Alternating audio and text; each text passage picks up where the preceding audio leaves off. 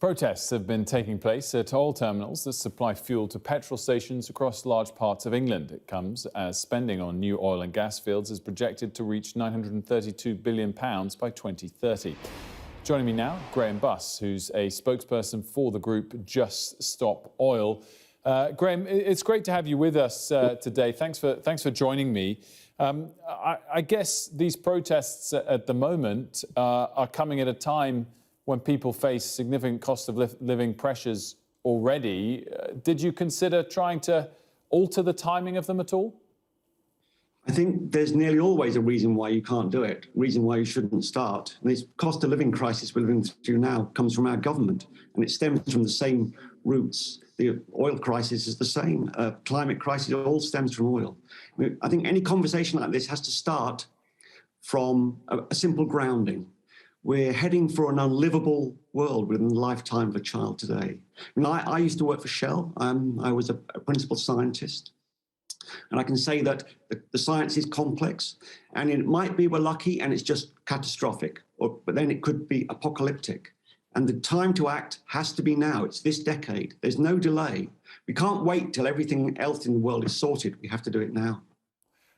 Which I totally get the long-term need for that shift. I guess the current environment, though, is highlighting, due to a different reason, the war in Ukraine and the fact that supplies of oil and gas are more limited because of it, but highlighting that we're not ready to automatically switch overnight to renewable fuels and that a transition has to take place. I guess that's quite an important reminder that we do still need oil and gas today.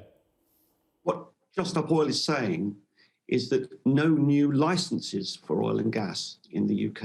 And that's completely in line with significant organisations. The Tyndale Centre, Climate Change Centre in Manchester, said we should be out of oil and gas in the rich parts of the world by 2034.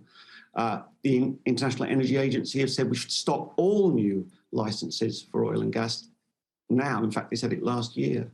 So we're a mainstream demand, no new licences for oil and gas in the UK. That doesn't mean we stop. I mean, we've still got the resources we're currently exploiting. So how does blockading petrol stations today achieve that?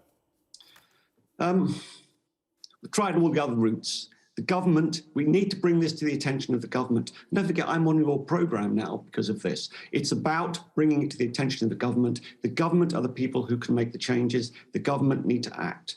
Currently, they're complicit in genocide. You can't see it, but you've sent me a report this morning, a really interesting report, absolutely on the money, about the $1 trillion that's going to be spent by the oil industry by 2030.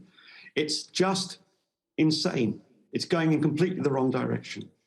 I think it's a big leap, if I may say, Grahame, to say that the government's complicit in genocide. I guess my next question was just going to be about where we stand and the trade-off of what you achieve versus what damage it does, because we're lucky in this country that cross-party, vast majority of the population agree that we need to come off fossil fuels, that we need to move to a renewable energy future, which is not the same in all countries, like, for example, the United States. And sometimes you look at the methods being employed and wonder whether, in fact, you're doing damage to the cause, because people are already facing a cost of living crisis, already struggling in recent memory in the last year or so when there's been fuel shortages, that there's a risk that actions that groups like yours are promoting actually hurt the cause in the long term, and there are better ways of going about this, which might well involve not breaking the law.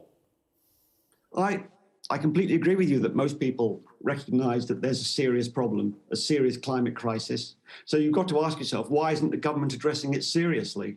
Because they're not. And you just look at all this investment in oil, that has to come from licensing by governments. Our government is licensing new oil developments in the North Sea. They have to stop doing that. We still haven't decoupled our energy from our emissions. Until we do that, everything is just going to continue to get worse. And that's why we're making these protests. The government could stop this tomorrow. They could stop it today by saying they'll agree to this very, very simple and very mainstream demand. Well, they're doing a lot on the energy issue at the moment, of course, campaigning for other reasons to stop imports from different countries. So it's a difficult debate, Grahame. It's a very important debate, and we thank you for joining us today. Oh, my pleasure. It's now time for a check on the weather.